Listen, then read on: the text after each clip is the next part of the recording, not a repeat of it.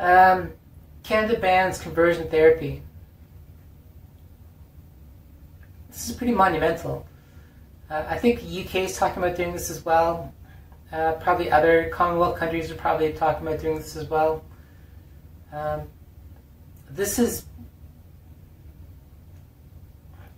a huge. I mean, this is late in the game, but this is also a huge step forward and something that's been very slow moving. But I have two other issues with that. One is that, sorry about my appearance, I was doing laundry. One is that conversion therapy is more than just religious, right? Conversion therapy pertains to slander, insults, underhanded hatred, working against the person and stuff like that. I think that also should be acknowledged as a form of conversion therapy. Because if you're throwing wrenches into the works of the person's existence and moving through life, then it's because you disagree with who and what they are. So conversion therapy really is not particular, just because you say conversion, if you say conversion therapy is just specific to religion, that means that all the religious people who disagree with that are still allowed to come at the person in different underhanded ways to make their life difficult. I have a lot of experience with that. Like, I have quite a lot of experience with that. I think that has to be addressed as well. I think the mentality around conversion therapy has to change, and that it's not just religious. It's also a very commonplace, day-to-day sort of thing. The second issue with that is that, like, religious scripture. Now, it's different than saying something like it's a theological argument. In my way of thinking, a theological argument would be between, like, Islam and Buddhism. So Islam does not believe in... Islam views Buddhists as being idol worshippers. We worship statues. Very old, archaic sort of thing. And then so they've done things like blown up, like, mountain-sized images of Buddhas that have been carved into the mountain and whatnot. Interesting note, that probably comes from Buddhism, because at one point in time, Buddhism was very much like that. Buddhism was very much against images and whatnot. And it probably kind of changed around the Lotus Sutra time. But, getting back on track, for Islam to say that, bowing to statues is wrong, or Islam to say that Islam to hate Buddhism for being atheistic or something like that is more of a theological issue, right? This isn't a, it can become a hate issue, but it's typically just a theological issue. It's like people don't typically, Muslims don't look at me and say, oh my God, she's a Buddhist.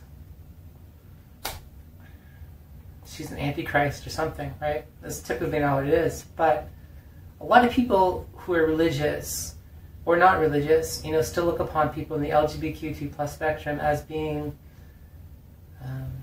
sinful or wrong or in some fashion, right? And then they work against the person to try and convert that person. Even if the attempt isn't specifically to try and convert them, but to make their life so difficult, that they want to cease, being what they are.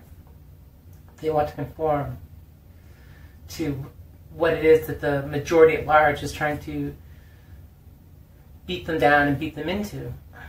But scripture and religion propagates that. And I don't understand how, like, I know that scripture portions of scripture can be omitted, right? If you look in Indonesia, Indonesia, all religions must conform to being theistic. So Buddhism in Indonesia, which was typically the predominant religion before Islam came along, was predominantly atheistic. I don't even know specifically atheistic, just not concerned about a creator or a God or something along that fashion, that it didn't really have much to do with the practice.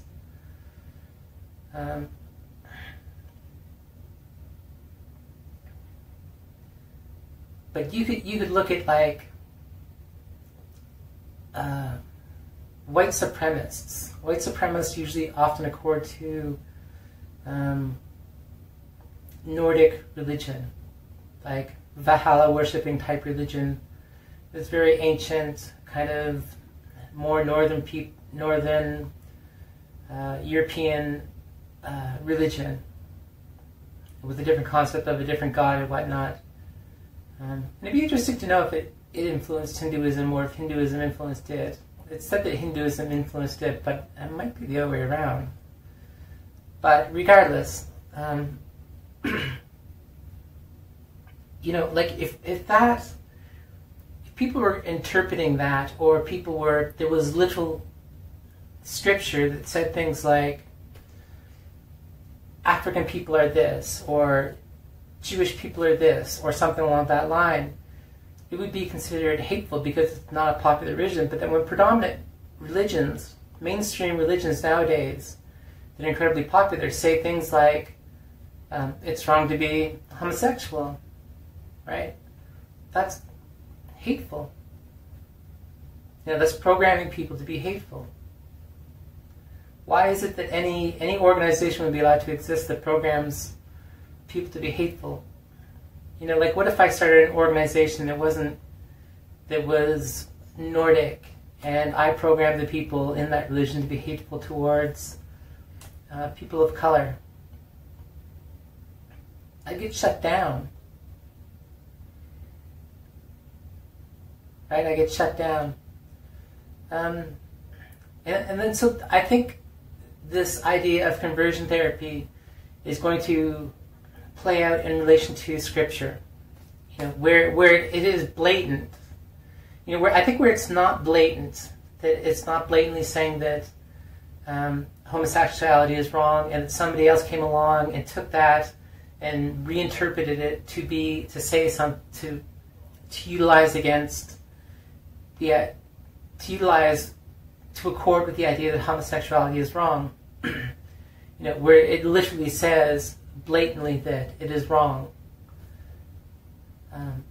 Like apparently Islam blatantly says that homosexuality is a sin.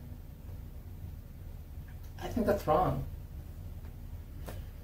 I don't think that should be allowed to exist. Right? If I wrote hateful material against, say, Jewish people, you know, I would get shut down. The hateful material would be confiscated. You know, and I think it's just a matter of something like religious works, portions of religious works being omitted. It could be acknowledged that it was part of it, but it's no longer something that's allowed to be spread around. You know, for example, if there's a hateful piece of scripture against people from the LGBTQ2+ spectrum, you know, you would not hand out books, you know, that have not had that portion of scripture omitted.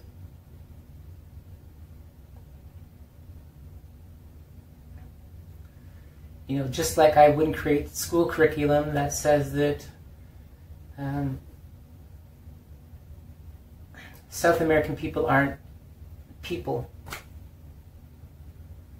or something along that line, right? You know, or if black people came out with their own, if there was a black religion that came into existence, you know, that said that like white, there was this book written a long time ago that my buddy, a black guy, he was reading, he found it fascinating, but he was saying that white people aren't human. White people are derived from an alien experiment with lab rats, white lab rats or something.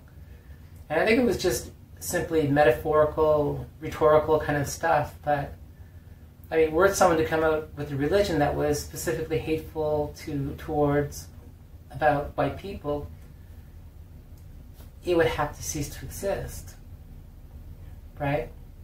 I think it should apply all around the board. It should apply to everything. You know, it's one thing to have a theological difference, right? It's one thing to say that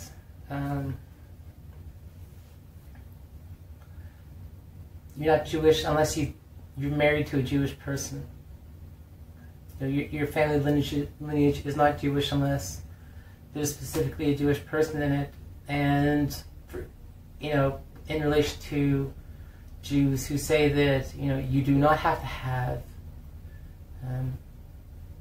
that it is not by blood or something, you know, or just whatnot. There's so many differences, right? It's much different than a theological argument about monotheism or something. You know, something that isn't necessarily entirely commonplace. I mean, it is, like I don't think that, like, Muslims are actively working against Buddhists to create, to be disparaging towards them because there's a difference in theology. Largely, they probably just don't care because Buddhists are a very smaller minority, right? Whereas, like, I've gotten a lot of hate from Christians